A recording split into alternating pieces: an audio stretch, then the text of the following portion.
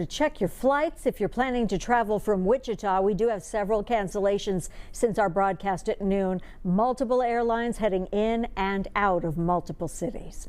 Next Thursday, January 29th, marks 1 year since the tragic mid-air collision in D.C. The crash of an American Airlines flight from Wichita and an Army helicopter. Over the next week, investigators are expected to release the probable cause of that accident and new safety measures they want passed.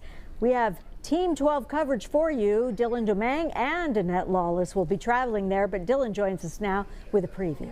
Yeah, Chris, over the last 12 months, the National Transportation Safety Board has analyzed the wreckage from the crash site, interviewed those involved from the Army to the FAA to those working in air traffic control, all to answer the question of what caused this crash. So what we've learned from those investigators so far and what we expect to hear next week from the NTSB is that it wasn't just one factor, but a series of errors that led to the mid-air collision.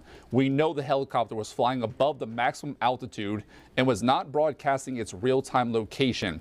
Since that crash, the route that the helicopter was flying on has been removed because of the danger it created of crossing paths with planes that were landing and taking off from the DCA airport. Now, on Tuesday, the NTSB will give additional safety recommendations and ask for new measures to be passed to ensure air safety.